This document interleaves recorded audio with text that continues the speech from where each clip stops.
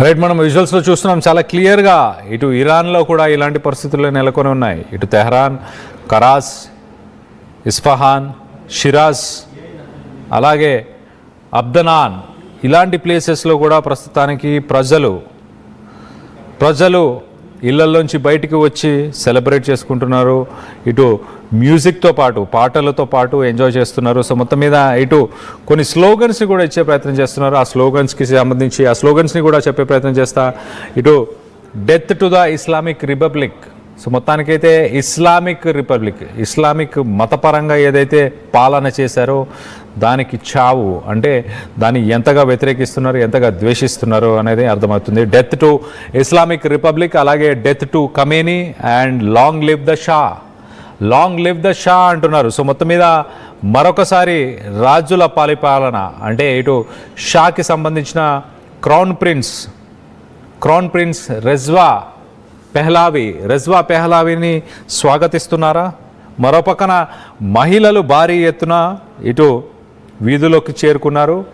ఇరాన్లో one of the strictest laws, ఇటు మహిళలు వాళ్ళ జుట్టు, వాళ్ళ హెయిర్ కనిపించకుండా క్లాతింగ్ ఉండాలి, ఒక టర్బన్ లాంటిది పెట్టుకోవాల్సిన రూల్స్ ఏవైతున్నాయో ఆ రూల్స్ని ప్రస్తుతానికి వదిలేసి తుంగలతోకి ఆ రూల్స్కి విరుద్ధంగా కావాలనే, అంటే వాళ్ళు ఇన్ని సంవత్సరాలు వాళ్ళు పడ్డ బాధ నుంచి వ్యక్తపరిచేలాగా మొత్తానికైతే మనం రైట్ సైడ్ బాక్స్లో విజువల్స్లో చూస్తున్నాం. 1960s 1970sలో ఇరాన్కి సంబంధించిన ప్రజలు, అప్పుడు వాళ్ళు వేసుకున్న వేషాధారణ, అప్పుడు వాళ్ళ లైఫ్ స్టైల్, అదంతా చాలా క్లియర్గా. అప్పటి ఫ్లాగ్ చూడండి, ఒక యూరోపియన్ కంట్రీలో ఎలా అయితే మహిళలు ఉండేవాళ్ళో, యూరోపియన్ కంట్రీలో ఎలాగైతే మహిళలు ఉండేవాళ్ళో అప్పుడు 1960s 1970sలో ఇరాన్కి సంబంధించిన లైఫ్ స్టైల్ని మనం చూస్తున్నాం.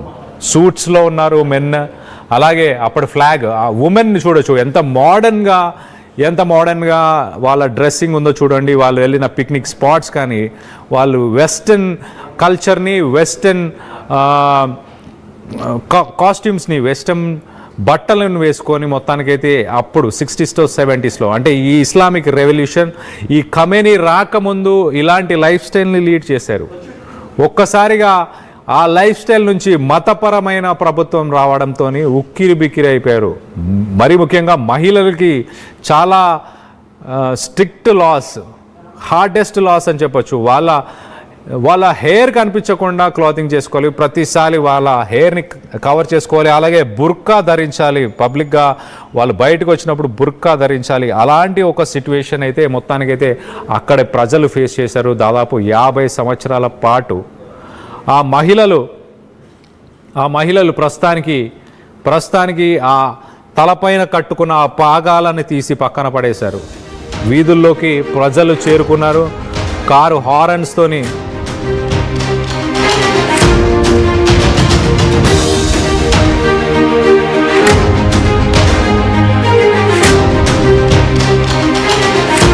పాటు మరింత అప్డేట్ తీసుకోవడానికి, మరింత ఇన్ఫర్మేషన్ మనతో పాటు షేర్ చేసుకోవడానికి ఇటు శ్యామ్ ప్రసాద్ గారు మనతో పాటు ఉన్నారు.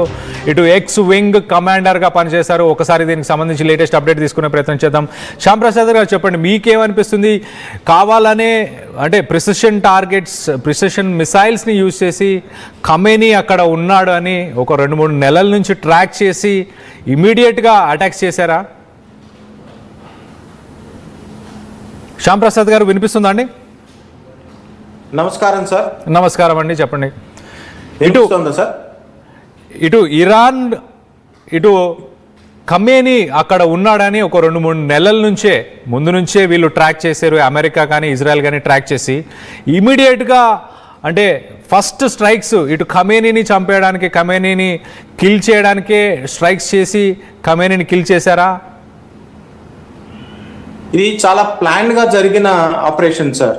ఓకే, నిన్న మనం మాట్లాడుకున్నట్టుగా ఆడియో సరిగా లేకపోయినా కానీ సాయంత్రం ప్రేక్షకులకు ముందుగా క్షమాపణలు.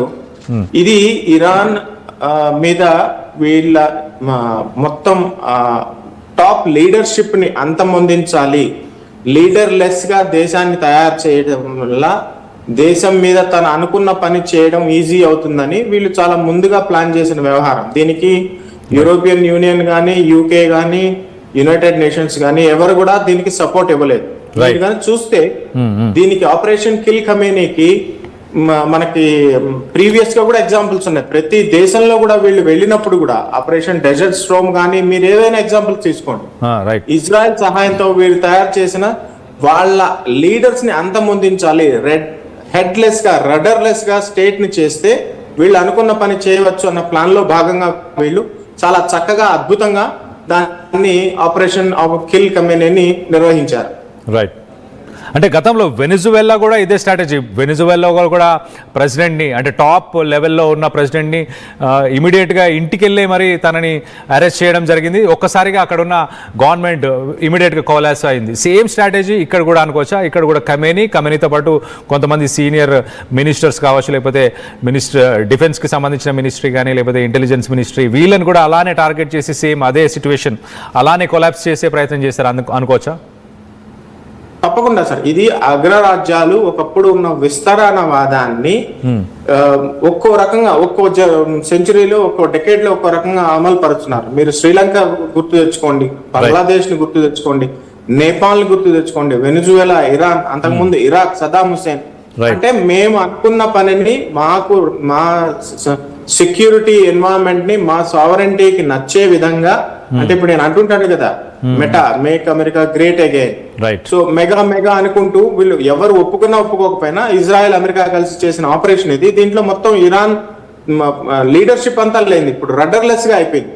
ప్రజల్లో వీధుల్లోకి వచ్చి సంబరాలు చేసుకుంటున్నారు అంటే ప్రతి దేశానికి వాళ్ళ సమస్యలు ఉంటాయి.